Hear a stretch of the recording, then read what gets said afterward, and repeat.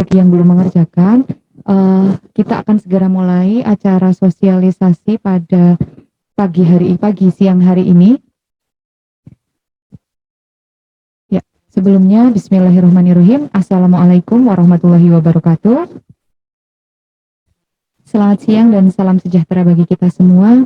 Yang terhormat Ibu Irma Madiastuti Rahayu SSTP selaku Kepala Bidang Kesatuan Bangsa, Badan Kesatuan Bangsa dan Politik Kabupaten Gunung Kidul, dan juga adik-adik, siswa-siswi, peserta sosialisasi pencegahan dan pemberantasan penyalahgunaan dan peredaran gelap narkotika dan prekursor narkotika atau P4GN di Kabupaten Gunung Kidul yang berbahagia.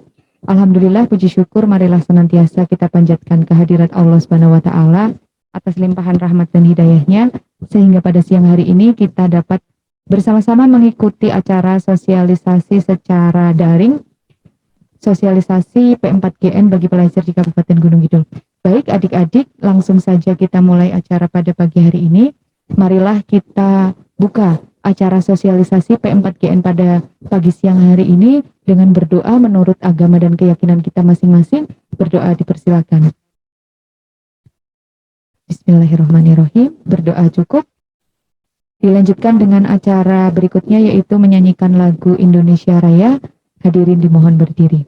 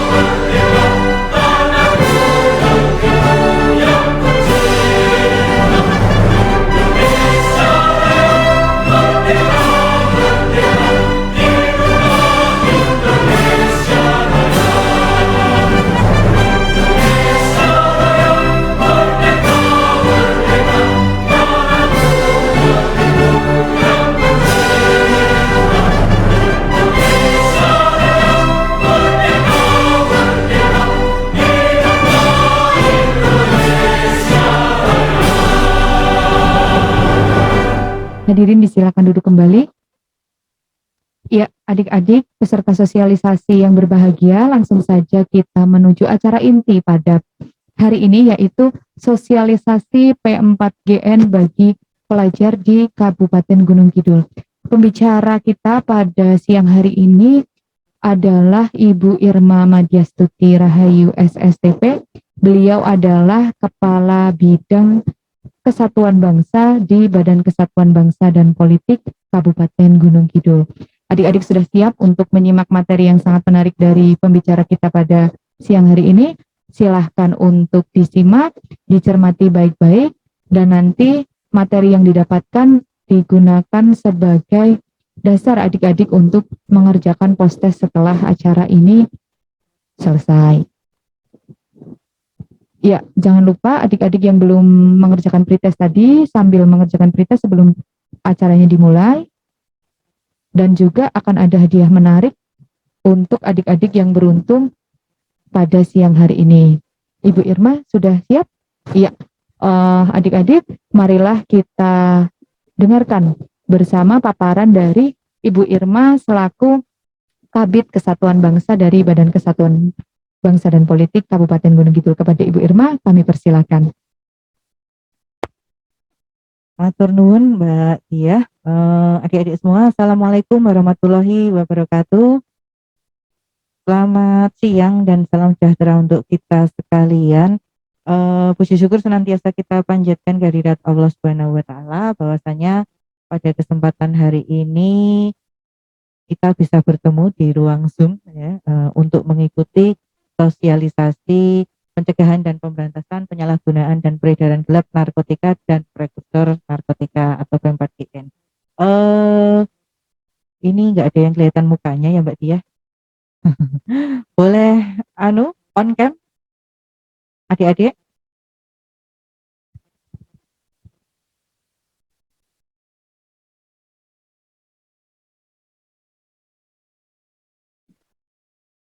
Ayo monggo kita mau lihat wajah cantik dan ganteng dari adik-adik siswa-siswi semua. Oke. Kalau malu-malu on cam coba sekarang saya sapa dulu. Ini adik-adik adalah siswa SMA Negeri 1 Wonosari. Kelas Kelas 10 dan juga kelas 11. dan 11. Iya. Berarti kelas 1 dan 2. Iya, ada yang dari IPA, ada yang dari IPS. Oke, yuk untuk mengawali penyampaian atau diskusi kita kesempatan siang hari ini, kita ngobrol santai aja nggih adik-adik,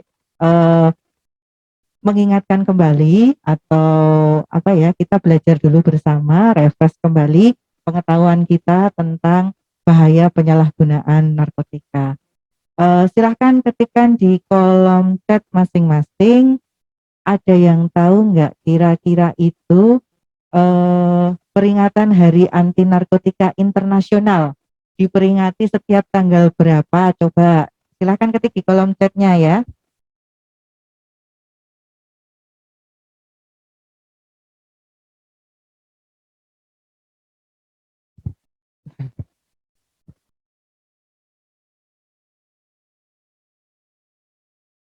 Ada yang tahu? Oh, ini siapa ini? Mas Akil, 26 Juni. Lainnya?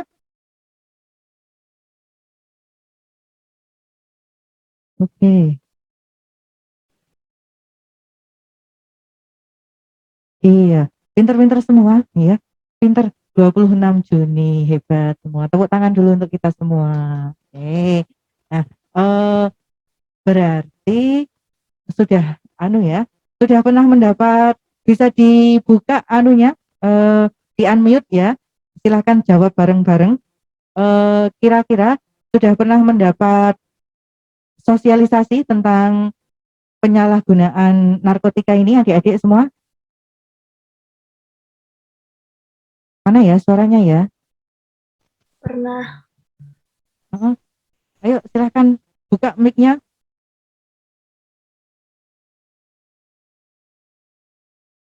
Ada yang mau mewakili ini dari 40 siswa?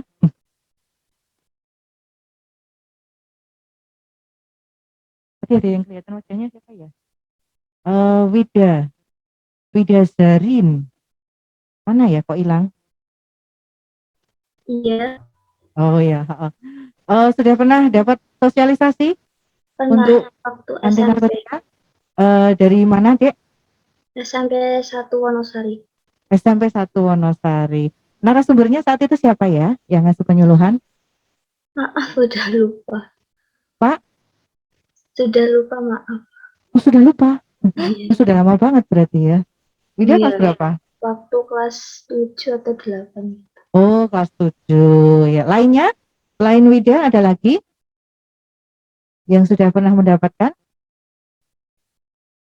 Kalau sudah kan tinggal enak kita ya. Pas dulu selesai, kasih door prize-nya.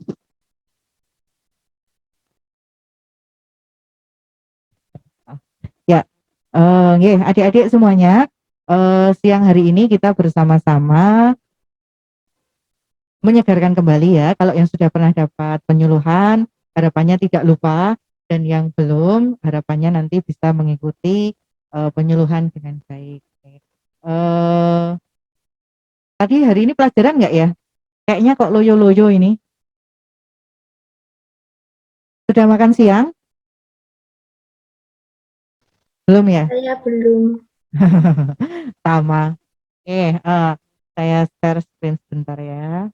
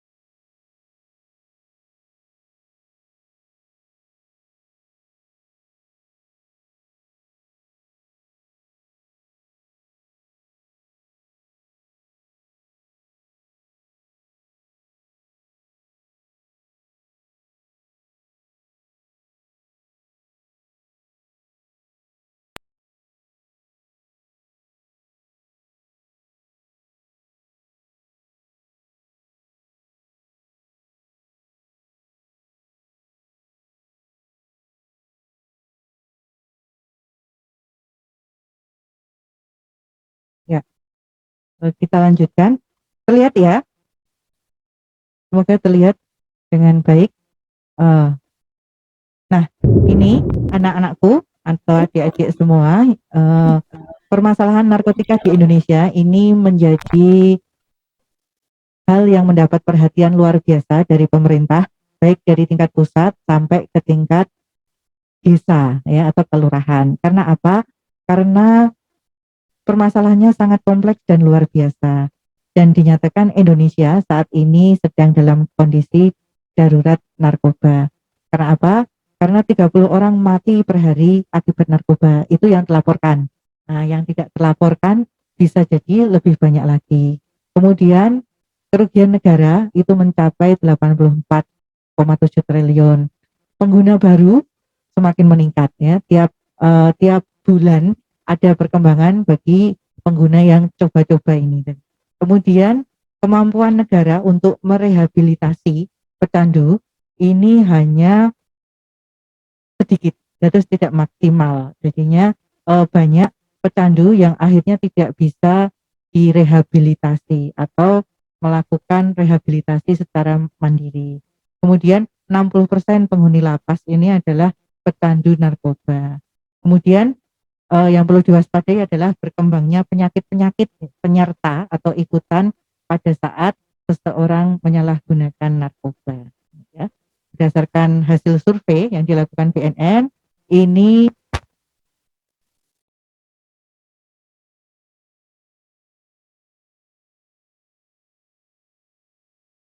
disusul oleh lingkungan pendidikan, kemudian baru lingkungan masyarakat. Nah ini lumayan ya, adik-adik saat ini kan berada di lingkungan pendidikan, ya. Harus diwaspadai bahwa nanti penyalahgunaan narkoba ini juga menyasar kepada lingkungan adik-adik semua, baik itu di sekolah maupun lingkungan pergaulan. Jadi teman sebaya yang ada di lingkungan rumah. Ini kemudian kenapa sih di Indonesia ini ya narkotika ini luar biasa ya? Karena apa? Karena posisi Indonesia ini sangat luar biasa. Pintu masuknya terbuka lebar ya. Daerah-daerah yang pulau-pulau baik yang berpenghuni ataupun tidak berpenghuni ini sangat banyak. Nah, ini memungkinkan peredaran narkotika itu mudah masuk ke Indonesia, baik lewat jalur laut, jalur darat ataupun jalur udara.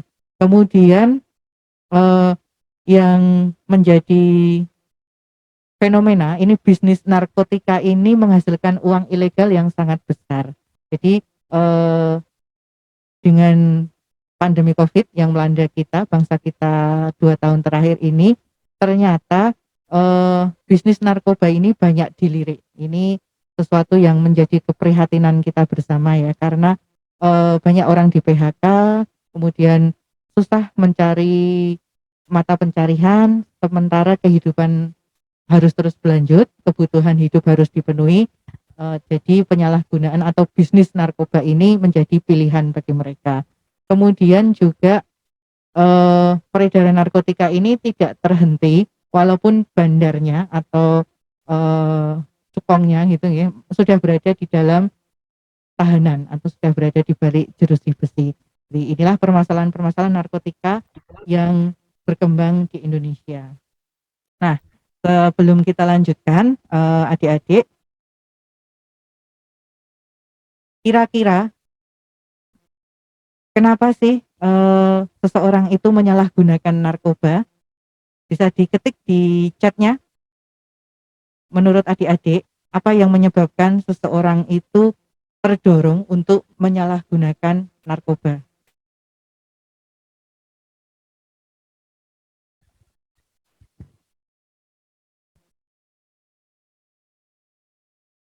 Oke, pergaulan. Coba-coba ingin tahu, sekedar coba-coba. Krisis kepercayaan diri. Oke. Putri berkata memiliki banyak masalah. Depresi, beban pikiran yang berat. Oke. Ya, lingkungan. Iya. Kosta. Kos, kos, bacanya angel ya iki. Kosta. Mutiara. Doping. Wah, ini bahaya ini Mbak Tia. Biar dianggap keren. Oke, bisa. Apalagi? Ayo.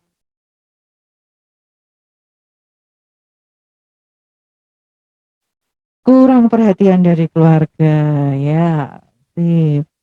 Pelarian. Eh, agar lebih semangat. Wah, ini sejenis dengan doping ini. Iya.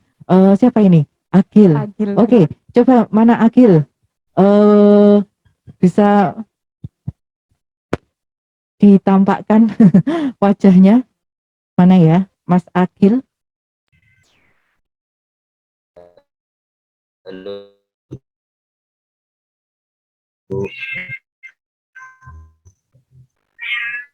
Kok hilang? Agil? Halo? ya, Ya, ini sudah di-unmute ya. Kenapa kok bisa semangat Mas Agil menurut Mas Agil?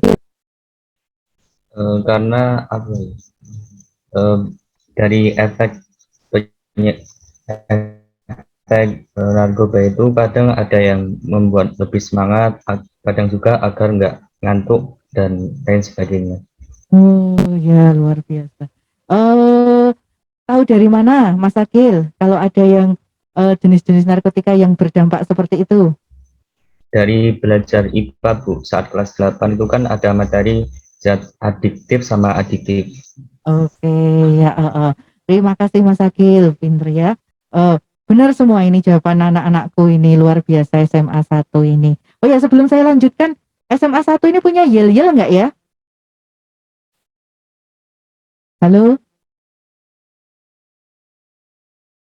adakah yel-yel kas SMA 1? Eka Mas ya SMA 1 itu.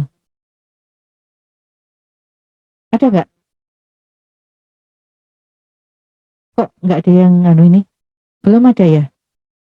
Berarti nanti dikasih PR aja suruh buat yel-yel ini Mbak. Iya. Biar semangat nanti ya. Iya, Bu. Oke, kalau belum ada kita lanjutkan dulu. Nah, sebelum kita lanjutkan ya, menurut adik-adik sekalian, kira-kira narkoba ini bermanfaat atau tidak?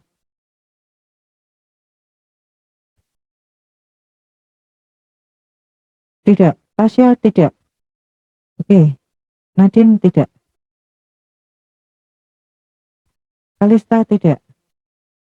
Tidak bermanfaat ya. Oke. Coba Mbak Nadine, kenapa kok tidak bermanfaat?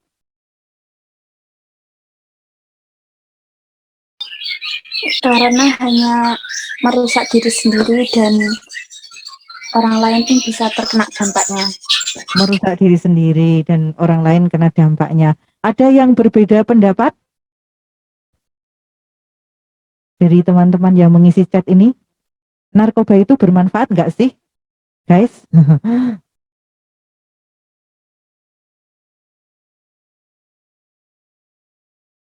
Coba ini Mbak Amanda.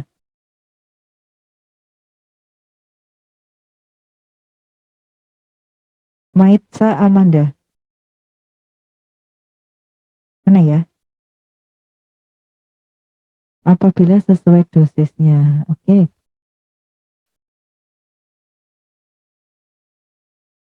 Tergantung penggunaannya. Ya. Ya, jadi adik-adik sekalian, sebetulnya narkoba itu bermanfaat atau tidak? Benar jawabannya, ya. Jadi ada manfaatnya. Kemudian harus digunakan sesuai dosis ya, seperti obat bius. Oke, nggih, jawabannya benar semua.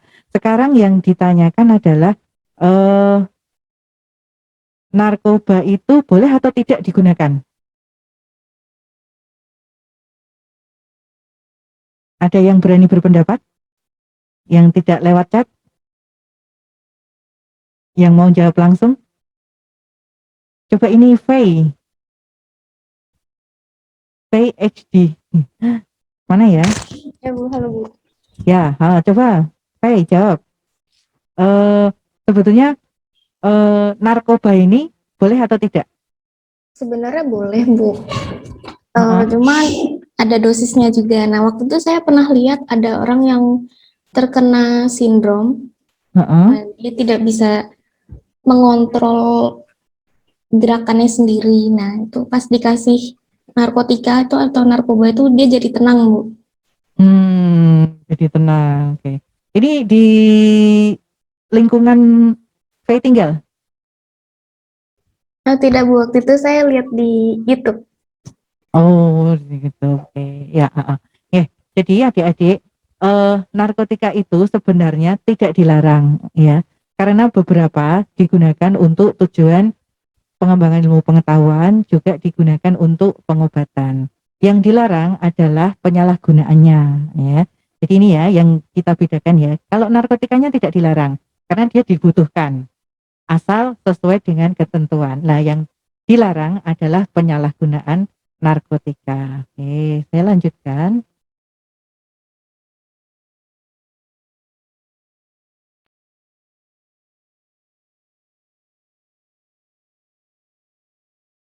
Nah, ini ya tadi jawaban adik-adik sudah muncul semua. Kenapa disalahgunakan? Nah, biasanya usia-usia kalian, usia-usia SMP, SMA, kemudian mahasiswa awal itu biasanya masa-masa mencari jati diri. Ya. Pengen dianggap, wah, pengen diakui eksistensinya. Ini loh aku ada, ya. Ini loh aku mengikuti perkembangan zaman. Ini loh aku, ya kan seperti itu. Dan memang eh, kebutuhan untuk menampilkan jati diri ini biasanya kalau tidak hati-hati akan membawa kerugian untuk kita sendiri. Kemudian ada juga yang mungkin dipaksa ya, kamu nggak keren loh kalau belum nyoba ini. Nah, terus demi kata keren akhirnya terbujuk rayuan ya dan menyalahgunakan. Kemudian tadi punya banyak permasalahan ya, termasuk stres, depresi, atau mungkin ada permasalahan dan tidak diketahui orang tua, kemudian seperti itu. Jadi mencari pelarian atau di rumah kurang mendapatkan perhatian dan akhirnya bergaul dengan teman-teman yang delalah mungkin menyalahgunakan. Jadi ini kira-kira kenapa sih seseorang bisa menyalahgunakan narkotika. Nah, ini dampak-dampak untuk memakai narkoba, adik-adik pastinya sudah tahu ya. Dampaknya ada untuk diri sendiri, ada untuk lingkungan ya, keluarga, orang tua, kemudian juga ada untuk masyarakat. Biasanya kalau untuk diri sendiri ini berupa kerugian kesehatan ya. Kemudian kalau untuk orang tua atau keluarga pasti menimbulkan rasa malu bagi keluarga. Sedangkan kalau untuk masyarakat biasanya dia dikucilkan. Nah, ini kita lihat dengan cepat ya jenis-jenis narkotika yang ada di sekitar kita. Jadi harapannya setelah melihat ini bukan ini bukan terus lihat ini terus nanti aku nyoba bukan ya. Jadi ini untuk bekal kalian mengetahui jenis-jenis narkoba agar nanti kalau ada benda-benda ini di sekitar kalian, kalian bisa melaporkannya kepada orang tua, pada guru ataupun kepada aparat ya. Jadi keberadaan benda-benda ini tentunya dilarang ya karena tidak sesuai peruntukannya. Ya. Nih, penggolongan narkotika anak-anak pasti sudah tahu ya. Golongan 1, golongan 2, golongan 3. Semakin kecil golongannya, ini dampaknya sangat luar biasa dan menimbulkan kerusakan yang luar biasa apabila disalahgunakan. Biasanya golongan 1 ini hanya untuk kepentingan pengembangan ilmu pengetahuan dan diagnosis laboratorium. Ya, jadi untuk pengobatan pun tidak digunakan golongan 1 karena berdampak sangat berbahaya untuk tubuh. Kemudian yang di golongan 2 dan golongan 3 inilah yang digunakan biasanya untuk pengobatan.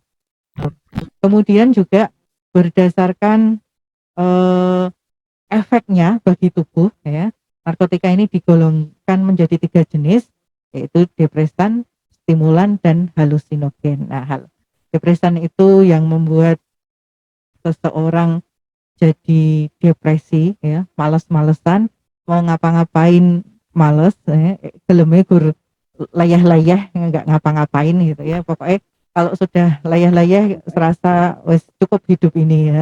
Kemudian kalau yang stimulan ini menggolongkan kita, membuat penyalahgunanya ya menjadi lebih aktif ya. Ini mungkin dibutuhkan untuk orang-orang yang volume pekerjaannya mungkin tinggi, kemudian juga tingkat stresnya tinggi, tapi tidak disarankan loh kayak ini. Kemudian kalau halusinogen, ini membuat seseorang berhalusinasi.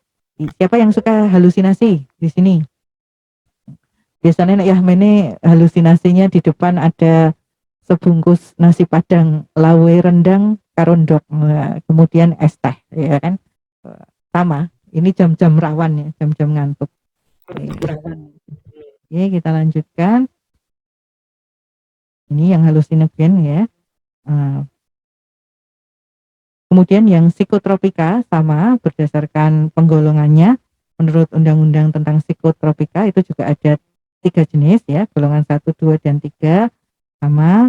Kemudian ini yang baru, ini yang merupakan sintetik baru pengembangan dari narkotika ya, dia prekursor ya, bahan pembuat narkotika.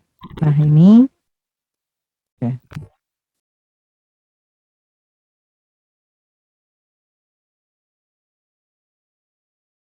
Nah, nah dari jenis-jenis narkotika yang Ibu paparkan tadi, kira-kira di sekitar kalian ada yang pernah menjumpai,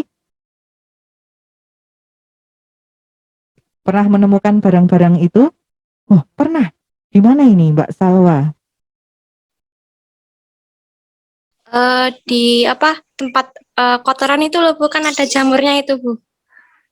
Oh, yang jamur, Iya. mushroom. Oh ya, pernah nemu. Oke. Iya. Ada lagi?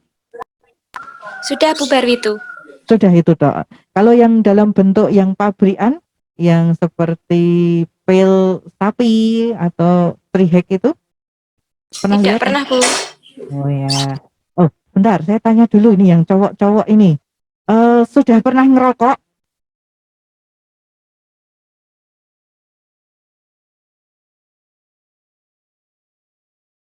Ngaku ayo. Ada yang sudah pernah atau sudah merutin merokok? Kok nggak ada yang jawab ya ini? Kita tanya aja ini bagusnya. Nih, belum. Pernah nih, Pradito. Belum. Terus, Akil, kamu sudah ngerokok belum? Belum Bu, tidak Mas.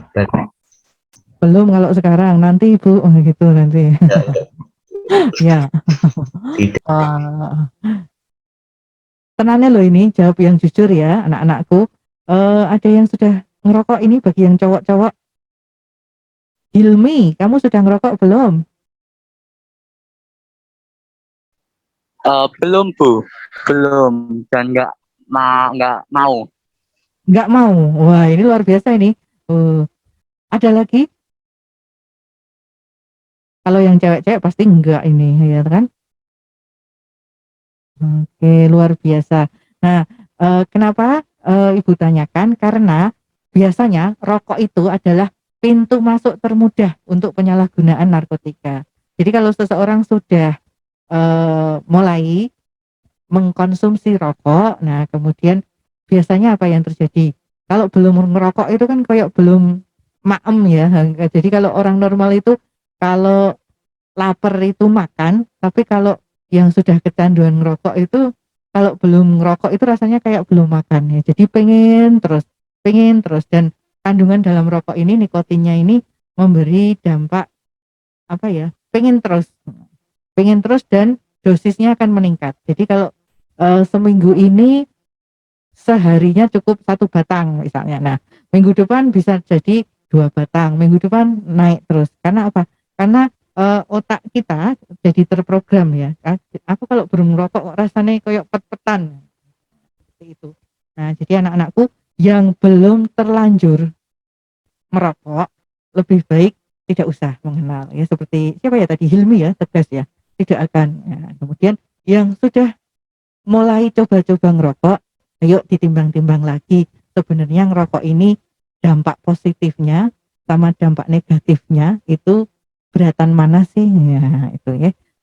Kalian kan sudah mulai masuk tahap dewasa awal nih, jadi sudah mulai harus menimbang-nimbang apa yang saya lakukan ini bermanfaat atau malah merugikan. Nah, seperti itu. Jadi kalau bisa kita menyarankan jangan merokok. Di samping hemat itu juga sehat untuk kita. Dan ya kita lanjutkan ya sedikit lagi.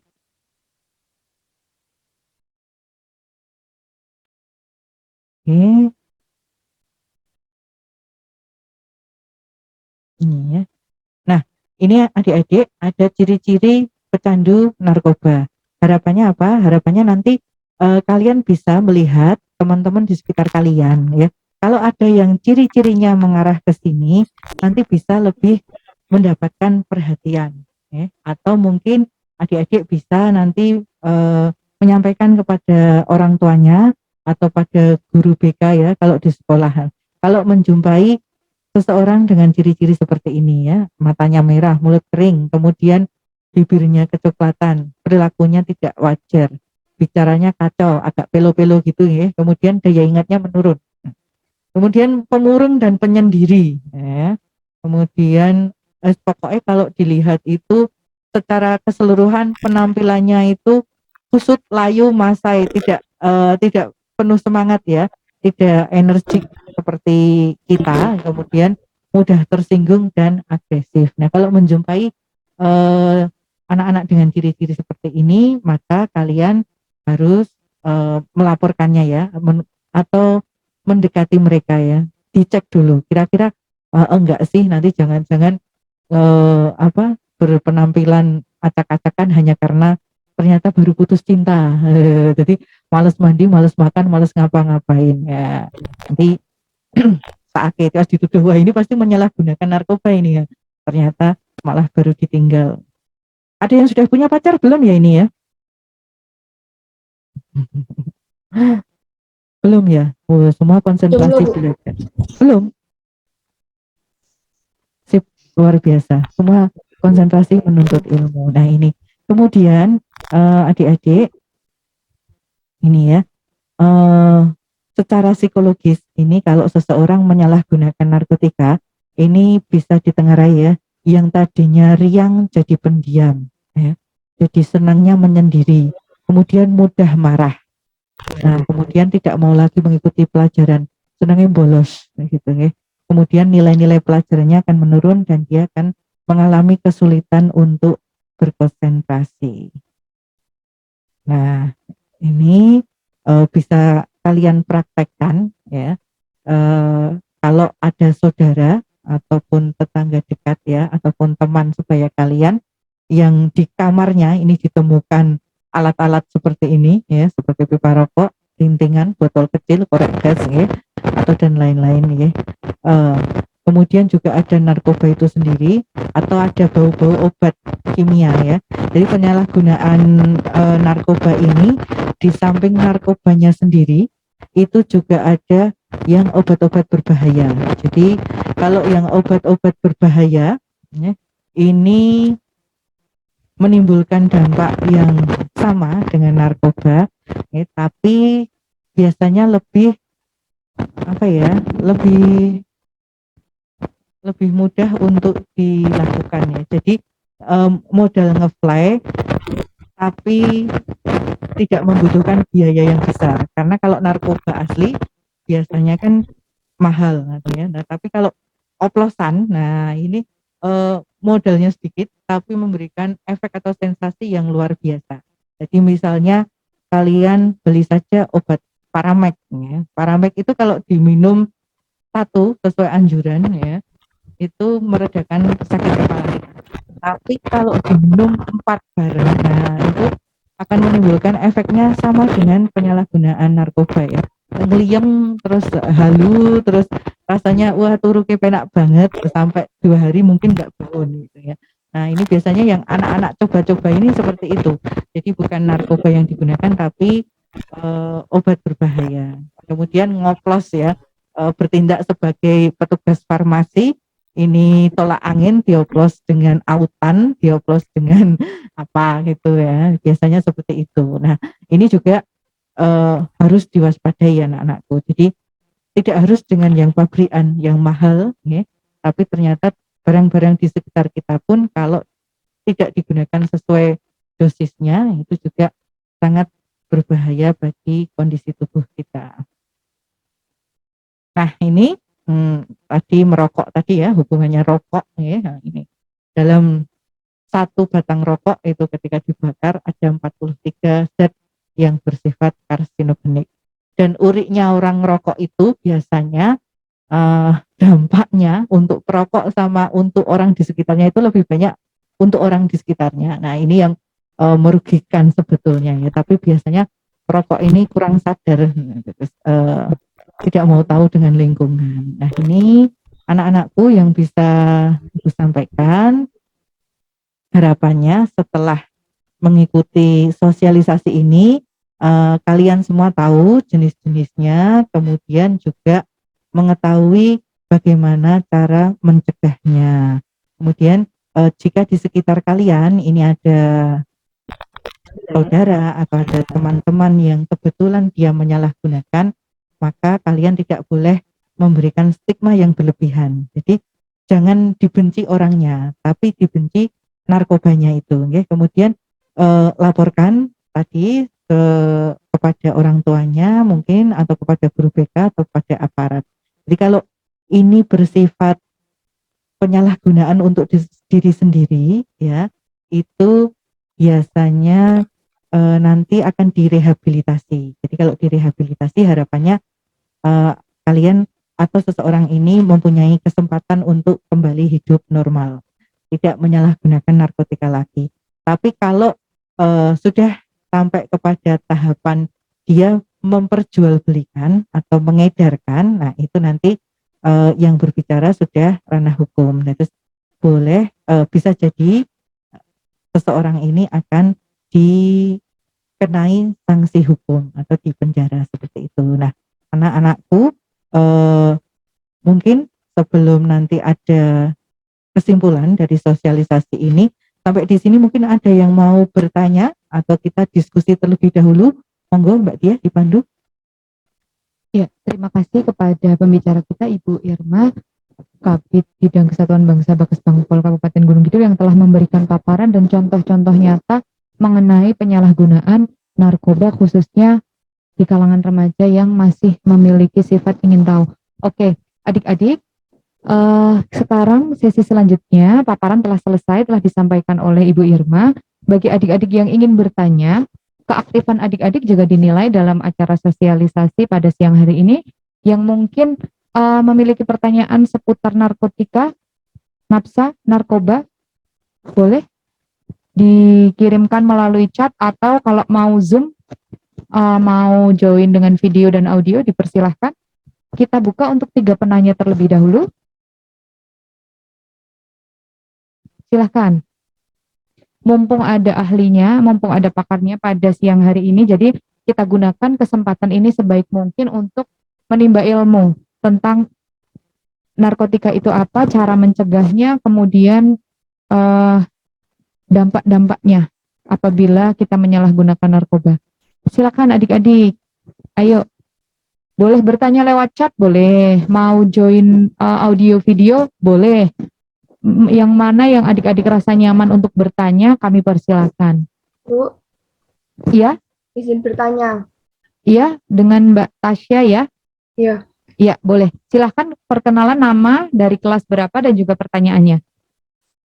Saya Tasya dari kelas 11 IPS 3. Pertanyaannya, jika kita sering menghirup bensin secara tidak sengaja, tetapi sering, apakah kedepannya akan menjadi candu? Candu. Oke. Oke, apakah kedepannya menjadi candu? Jadi pertanyaan pertama dari Mbak Tasya dari kelas 11. Ada lagi Mbak Tasya? Sudah, Bu, terima kasih. Oh iya, oke, terima kasih. Pertanyaan pertama dari Mbak Tasya dari 11 IPS 3. Bu, apakah dengan menghirup bensin secara tidak sengaja tetapi sering, itu akan menimbulkan kecanduan? Oke, kita tampung 3 dulu, nanti kalau sudah 3 akan kita jawab. Oke, ada di chat Azahra dari IPS 3, temannya Mbak Tasya ini.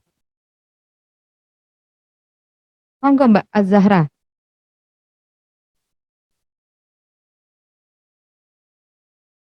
Iya, sebenarnya enak join audio video, kita jadi dengar suaranya dan juga lihat wajahnya. Tapi nggak apa-apa kalau mau lewat chat, Mbak Azahra silakan.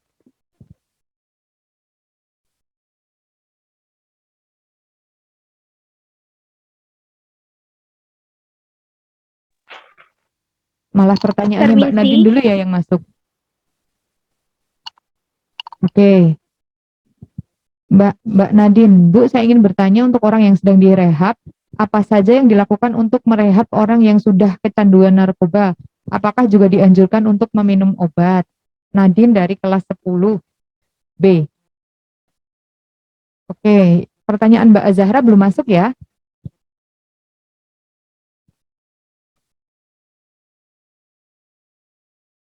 Sebenarnya lebih cepat kalau join audio video.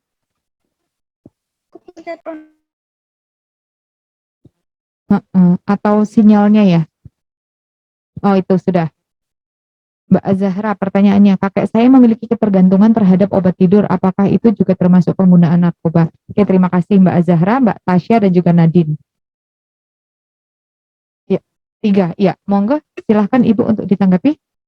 Ya, terima kasih. Wah, luar biasa ini ya anak-anakku, antusias ya. Pertama, pertanyaannya Mbak Tasya, jika sering menghirup bensin itu apakah akan kecanduan? Akan, bisa jadi ya. Ini sebentar, Mbak Tasya ini sering ya praktek ini atau hanya teman yang sering menghirup-hirup ini? Ya, Bu, kan di dekat rumah saya tuh ada bengkel motor, jadi itu suka kayak ada bau bensin gitu loh. Tapi lama-lama tuh kayak jadi kalau nyium bau bensin di pom bensin atau di tempat lain tuh kayak enak gitu loh, Bu. Kayak Nah, aduh, Ini. wah ini Mbak Tasya berarti harus lebih hati-hati. Jadi bisa ya anak-anakku untuk bau-bauan tertentu seperti makanya kalau yang coro kere kalau boleh kita bilang ya coro kere penyalahgunaan itu kan ada yang menghirup lem itu ya. Tahu kan lem itu Fox yang baunya menyengat itu. Ibon juga ya. Ibon. Nah, itu juga ya. Itu bisa. Jadi kalau Mbak Tasya ini sudah merasa bahwa ada yang salah ketika menghirup bau bensin, itu sebaiknya segera memberikan berkonsultasi kepada tenaga kesehatan di sekitarnya ya. Jadi atau kalau wes mulai menyium bau bensin, segera menghindar dari tempat itu. Jadi biar tidak semakin lama kecanduannya ya. Karena itu tadi, nah kalau namanya kecanduan itu, kalau belum menghirup bau itu rasanya kayak ada yang kurang. Ketika menghirup bau itu kemudian, wah, tidak lego gitu. Nah ini Mbak Tasya hati-hati, maka silahkan berkonsultasi pada tenaga medis ya di sekitarnya, kemudian juga berusaha sebisa mungkin menghindari bau bensin ya. Jadi kalau sudah ada mulai silahkan berpindah lokasi ya. Jangan diteruskan, jangan kelamaan menikmati bau bensinnya itu ya. Karena kalau tidak segera diputus nanti berbahaya. Selain itu ada juga loh ya, hati-hati anak-anakku, kan kalian masih aktif menggunakan pulpen ya. Nah, pulpen itu juga ada yang baunya rodok wangi-wangi gitu. Nah, ini juga mengandung zat adiktif. Jadi hal-hal yang menimbulkan kecanduan, ya, serasa belum lega kalau belum ngelakoni itu kan nama lainnya zat adiktif ya. Jadi merangsang kita untuk mencium dan mencium lagi, membaui lagi seperti itu. Ya, jadi harus hati-hati. Kemudian yang kedua dari Mbak Nadine, kalau di rehab itu minum obat enggak ya? Ya, gini, jadi anak-anakku sebelum nanti seseorang ini dinyatakan harus rehab, itu akan dilakukan asesmen oleh tenaga kesehatan ya. Jadi diperiksa kondisinya dulu, apakah ini membutuhkan rehab dengan metode yang seperti apa, nah, ya. Jadi dari hasil asesmen nanti tingkat kecanduannya itu sudah parah atau belum ya, atau masih misalnya oh ini masih coba-coba. Kemudian berdasarkan hasil asesmen tadi baru nanti diputuskan akan direhab melalui cara yang seperti apa ya. Kalau rehab apa harus minum obat? Sepertinya minum obat itu diusahakan kalau tidak sangat dibutuhkan mereka tidak diberi obat ya. Jadi direhabilitasi. Kalau kalian sesekali bisa mau dolan gitu melihat rehab itu seperti apa sih, itu di Gunung Kidul ada ya, ada di Pondok Elkana di Giri Sekar Panggang ya, itu nanti bisa melihat di situ. Jadi mereka sehari-hari akan melaksanakan rutinitas ya, dimulai dari bangun tidur itu apa yang harus dilakukan, kemudian secara berkala apa misalnya pertemuan pagi, kemudian pas sharing, kemudian family gathering ya, bertemu dengan orang tua, kemudian ibadah dan lain-lain. Nah, ketika mereka nanti putus zat ya, mengalami gejala putus zat atau sakau, itu akan terlihat. Jadi biasanya mereka wayai nyabu misalnya ya, wayai menggunakan sabu-sabu. Nah, ketika mereka dalam rehabilitasi mereka tidak ketemu dengan sabu-sabu, maka mereka akan mengalami gejala putus zat yang kalau orang melihat akan tidak tega ya, gejala putus zat itu. Jadi mereka akan menderita kesakitan yang sangat luar biasa. Dan itu akan dibiarkan, tapi ditunggui ya. Mereka tetap ada tenaga medis yang mendampingi. Jadi sepanjang itu tidak memerlukan obat atau tindakan medis, maka dibimbing seseorang ini untuk melalui masa sakonya, masa putus zatnya dengan kemampuan diri sendiri. Jadi karena rehabilitasi ini intinya untuk mengembalikan lagi fungsi-fungsi tubuh yang tadinya sudah terganggu karena ada zat-zat kimia, zat luar yang masuk ke dalam tubuh kita ya, maka pada saat proses rehab akan dihindari, sebisa mungkin menghindari pemakaian obat untuk menyelesaikan gejala yang dialami oleh seseorang gitu ya. Nah, kemudian yang ketiga, obat tidur itu apakah termasuk obat tidur termasuk ya? Obat tidur biasanya kenapa kok dikasih obat tidur? Sebentar tanya dulu Mbak Azahra ini, obat tidurnya beli sendiri atau resep dokter? Itu resep dari dokter, Bu. Oh, resep dokter. Berarti kan Iya. memperoleh obat tidur itu secara legal ya, karena mungkin menderita gangguan susah tidur ya, insomnia seperti itu. Nah, itu jika itu berdasarkan resep dokter, kemudian ada petunjuk pemakaiannya, maka itu tidak termasuk penyalahgunaan narkoba ya, karena itu legal ya. Tapi kalau nanti akhirnya setelah satu resep selesai, kemudian kakeknya ini tetap mengalami gangguan tidur ya, mungkin karena stres yang berlebihan atau mungkin ada gangguan psikologis gitu ya. Kemudian beli sendiri, kemudian diminum. Nah, ini sudah termasuk ke penyalahgunaan. Yang hati-hati di sini. Termasuk karena obat tidur ini termasuk salah satu jenis narkoba. Dia termasuk yang tipe membuat santai tadi ya, apa ya tadi, bukan halusinogen ya, bukan depresan, tapi yang membuat seseorang santai, dalam kondisi santai sehingga dia bisa beristirahat secara optimal seperti itu. Harapannya nanti semoga tidak lama-lama kakek membutuhkan obat tidur ini dan nanti bisa kembali normal ya, sehat kembali, jadi bisa tidur sebagaimana orang-orang biasanya. Tidak perlu ada stimulan obat tidur untuk menenangkan, baru bisa istirahat. Seperti itu nggih, Mbak Sandra. Sepertinya banyak pertanyaan yang lain. Iya. Semoga Mbak Tasya, Mbak Nadine, dan Mbak Zandra sudah cukup nggih dengan jawaban saya. Kita nanti lanjutkan kepada pertanyaan selanjutnya. Monggo. Iya, sudah ada masuk dua pertanyaan. Yang pertama dari Mbak Melani Fatikan dari 11 IPS 2. Ibu, rokok elektrik atau vape ini sekarang sudah merajalela terutama di kalangan remaja. Anak SMA ini sudah pakai vape nih. Pertanyaan, iya, padahal vape itu lebih mahal ya.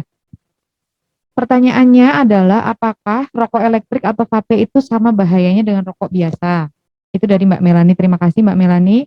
Kemudian selanjutnya dari Mbak Ashifa Nurul Hasanah kelas 10D.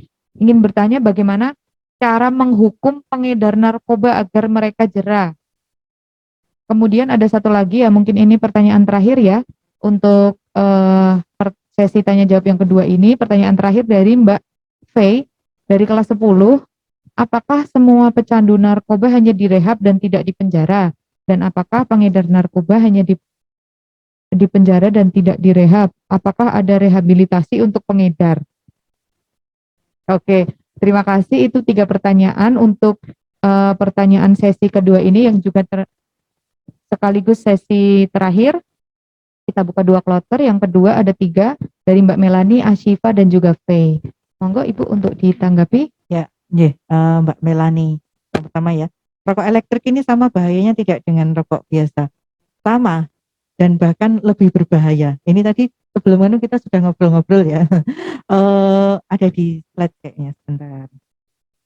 Nah, bagikan lagi.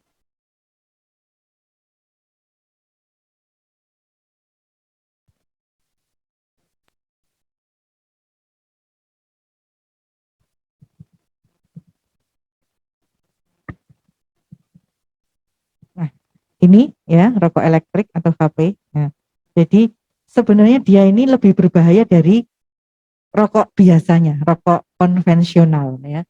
Ini biasanya berarti ya, kalau menggunakan vape ini anak orang kaya. Iya.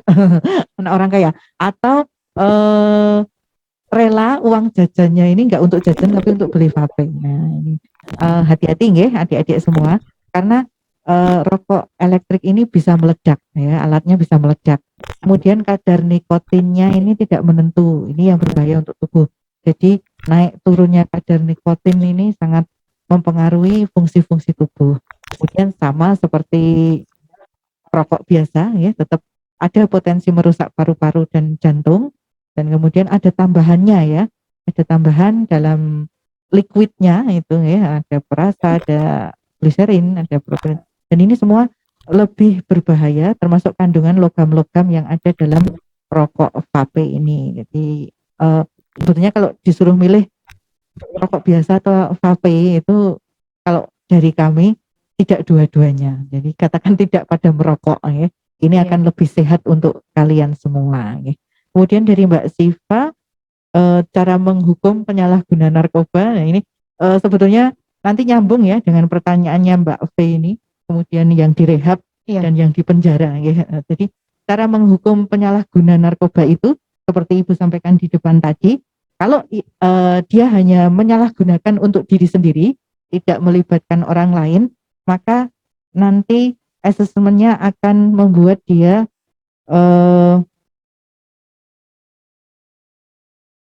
direhab ya. Keputusan asesmen akan membuat seseorang direhab ya. Kemudian yang dipenjara adalah mereka yang memperjualbelikan atau pengedarnya itu yang dipenjara. Kemudian kalau secara hukum memang diakui di Indonesia ini hukumnya masih sangat ringan ya. Hukumannya bagi seseorang yang mengedarkan dengan berat sekian atau dengan ketentuan sekian itu masih lebih ringan. Nah, harapannya ke depan karena Indonesia sudah sangat memprihatinkan ya, kadar penyalahgunaan narkotikanya sudah tinggi.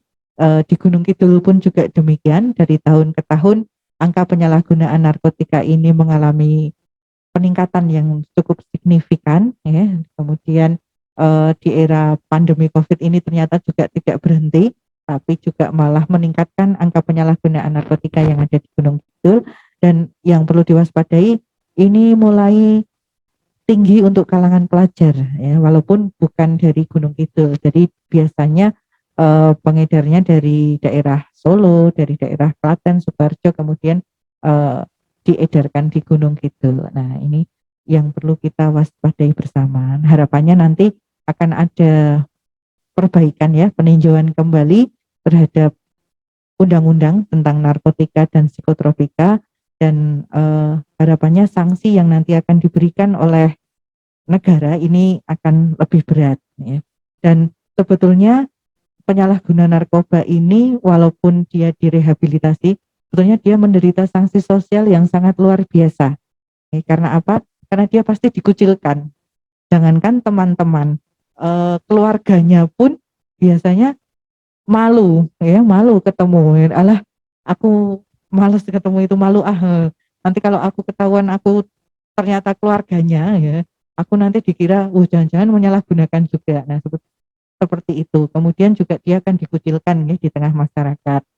Nah, ini tentunya sebenarnya sanksi yang sangat luar biasa kalau dirasakan ya bagi penyalahguna narkoba. Lebih akan memberatkan daripada dijatuhi sanksi secara hukuman negara gitu. Nah, kemudian untuk tadi apakah pecandu ini bisa direhab? Bisa ya. Jadi kalau penyalahguna itu hanya bisa direhab ya, keputusan hanya bisa direhab. Tapi kalau yang sudah memperjualbelikan ya atau pengedar itu bisa tidak direhab? Bisa, kalau dia itu mengedarkan sekaligus menggunakan.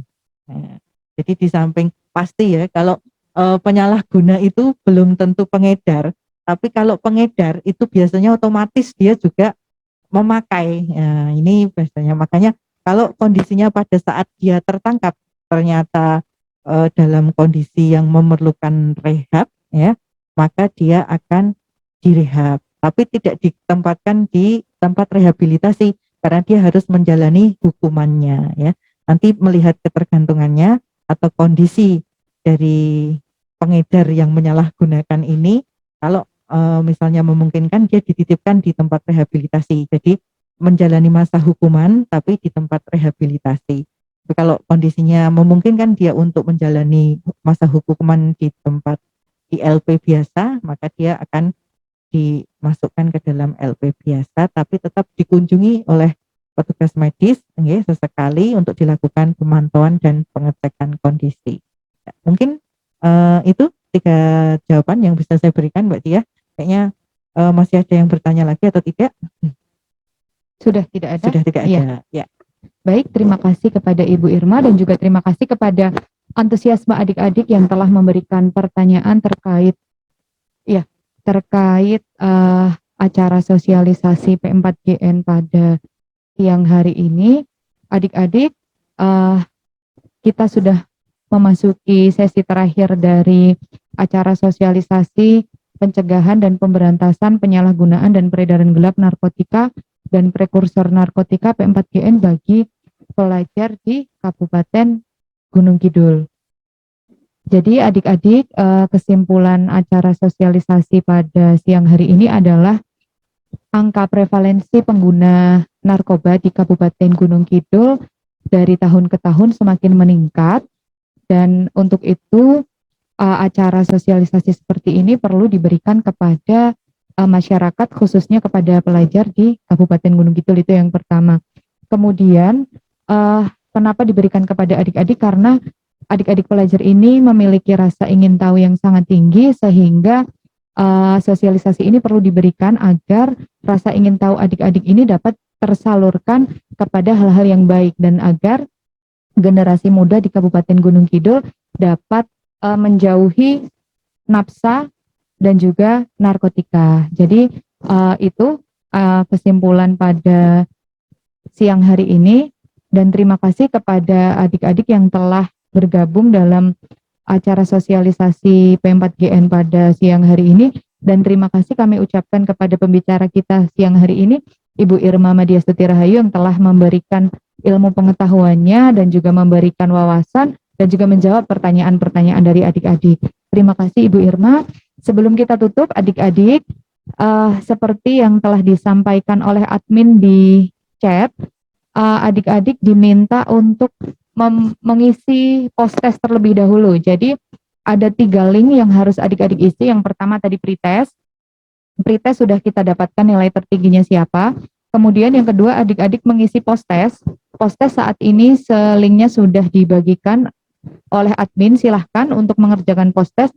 10 menit saya rasa cukup untuk mengisi post-testnya. Kemudian setelah mengisi post-test, silahkan mengisi presensi.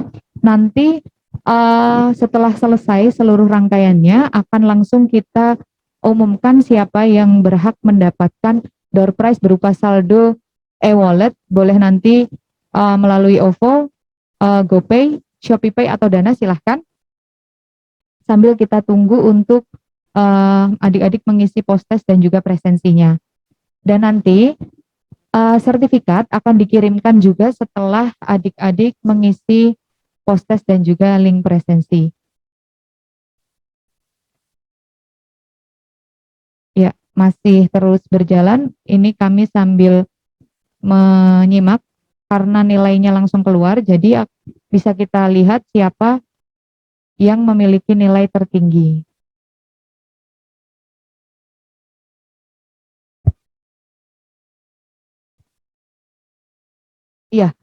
Iya, sambil mengisi pretest dan post-test, sambil mengisi post-test, adik-adik boleh kita on cam sebentar untuk kita lakukan foto bersama. Ayo, sebelum kita tutup, kenang-kenangan dari Kesbangpol dan juga SMA Wonosari ini. Kalau kita pernah mengadakan acara diskusi seperti ini, silahkan kami tunggu untuk on cam untuk kita foto bersama ya.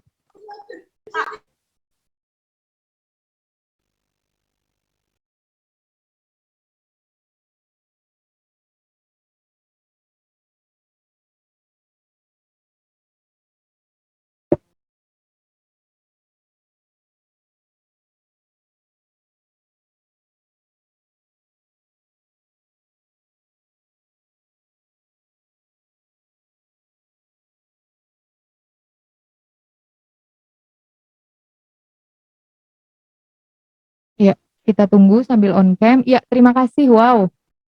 Kalau diajak foto on cam mau loh Bu ini. Generasi selfie 2021 ini. Ya, terima kasih adik-adik yang sudah on cam. Nanti kalau sudah on cam semua, kita akan foto bersama sambil kita tunggu resultnya, hasilnya. Wow, saya yang deg-degan, adik-adik yang mengerjakan. Oke.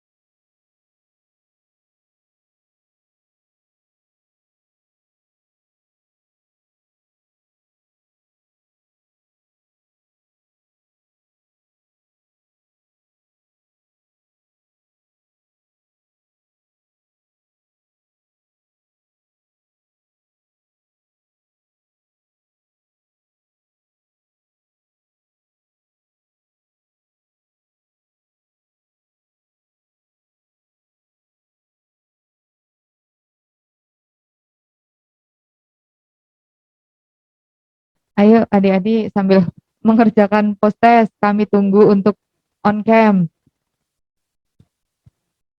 Kuotanya selak entek ya. Dapat kuota dari pemerintah kan ya. Kalau adik-adik pelajar itu dapat bantuan kuota belajar ya. Tapi kalau untuk Zoom kurang tahu. Ada. Oh. Oke. Kami tunggu adik-adik sudah mengerjakan post-test. Kalau sudah mendengarkan paparan dari Bu Irma mendengar cermat dan tidak ditinggal kemana-mana, pasti adik-adik bisa menjawab post-test dengan tak depan moto. Foto sekarang? Oke, ya. Adik-adik yang sudah on cam, kita siap-siap untuk foto. Terima kasih. Wow, banyak sekali yang sudah on cam. Ya, yang on cam sudah mengerjakan post-test semua ya? Angkat jempolnya yang sudah kerjakan post-test. Jempol tangan ya, jangan jempol kaki. Oke, mantap. Oke. Ya, kita bisa foto sekarang ya. Saya berikan hitungan dari ketiga. Oke, thank you. Gayanya gini, anti narkoba. Jadi tagline peringatan HANI 2021 itu adalah War on Drugs. Jadi kita kepalkan tangan. Gimana? Oke. Kita kepalkan tangan lalu kita buka. Nah, oke, kelihatan ya. Nah, ini adalah tagline dari Hari Anti Narkotika Internasional 2021, War on Drugs. Nanti kalau sudah saya hitung, adik-adik angkat tangan, tunjukkan jari 5 seperti ini, kita perangi narkoba ya. Nanti sambil angkat tangan, bilang War on Drugs. Oke? Oke, terima kasih. Kita hitung. 3, 2, 1. War on Drugs. Oke, terima kasih. Oke, next page. Oke. Oke, halaman selanjutnya sudah? Saya hitung mundur. 3, 2, 1. War on Drugs. Sudah? Oke, masih ada halaman selanjutnya lagi? Oke, thank you. Adik-adik, terima kasih. Ini yang mengisi post-test masih 26 orang. Masih ada sekitar 20-an orang lagi yang belum. Kami tunggu. Sebelum kita umumkan siapa nih yang berhak mendapatkan door prize. Sambil ngisi presensi juga ya.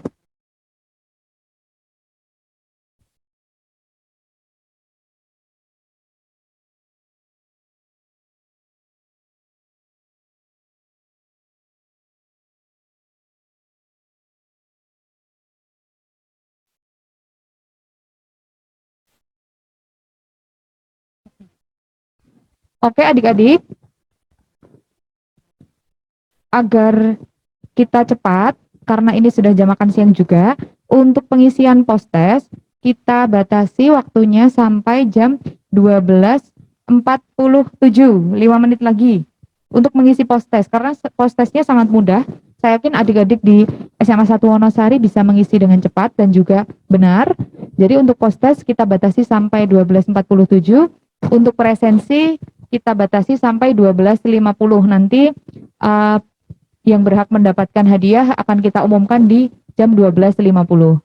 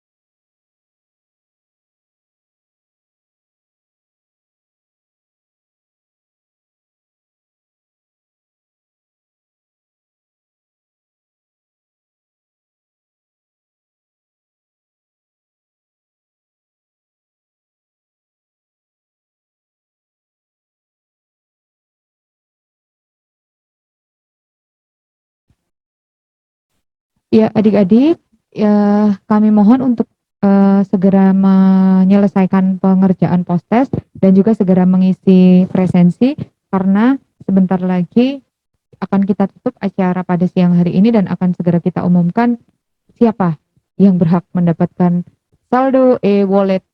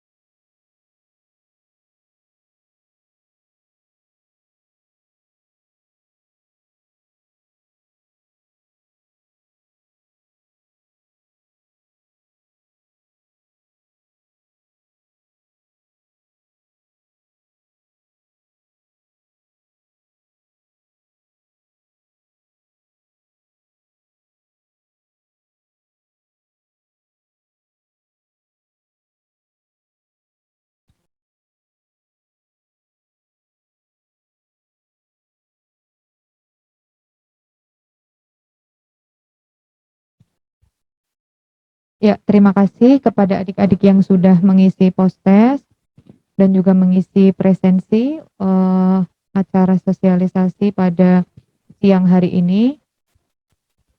Nah, akan kita umumkan. Yang belum submit, kita kasih waktu 30 detik untuk submit post-test, nanti akan kita recheck, lalu kita umumkan. 30 detik dimulai dari sekarang.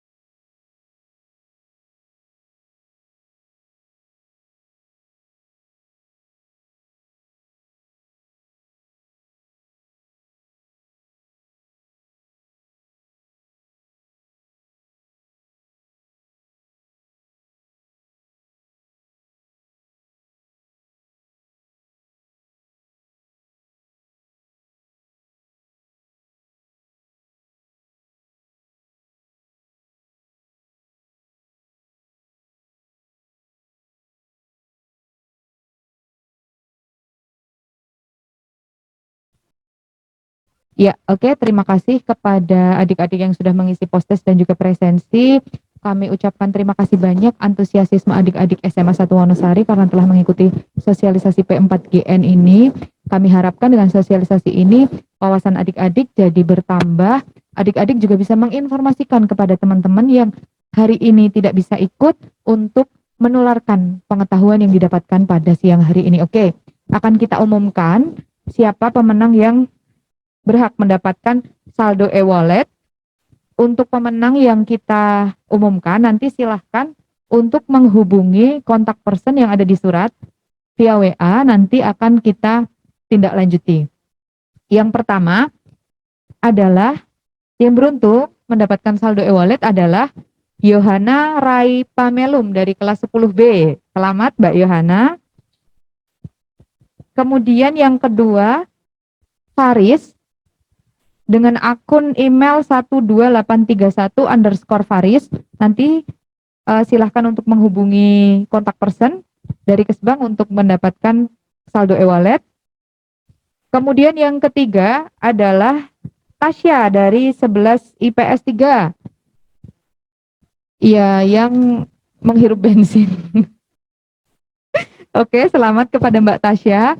Selanjutnya yang keempat, hadiah diberikan kepada Mbak Mutiara Nawang Larasati@gmail.com. Silahkan nanti untuk menghubungi admin. Dan yang terakhir, yang berhak mendapatkan hadiah adalah Naswa Aulia. Ya, selamat kepada adik-adik kelima pemenang hadiah acara sosialisasi pada siang hari ini. Semoga nanti hadiahnya dapat bermanfaat. Dan adik-adik, jangan lupa untuk mengecek email apakah adik-adik nanti sudah dikirim e-sertifikat dari Bakes Bangpol sebagai peserta acara sosialisasi pada siang hari ini. Oke adik-adik, terima kasih atas partisipasinya. Semoga acara siang hari ini bermanfaat. Terima kasih atas waktu yang diberikan. Kita tutup acara pada siang hari ini dengan membaca hamdalah bersama-sama. Alhamdulillahirabbil alamin. Sekian dari saya, Diah Prameswari, Raisa Andriana. Akhirul kalam. Wassalamualaikum warahmatullahi wabarakatuh.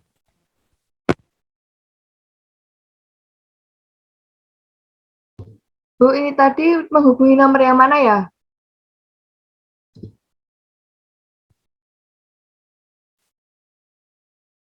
Ada di surat. Ada di surat. Oh. Oke.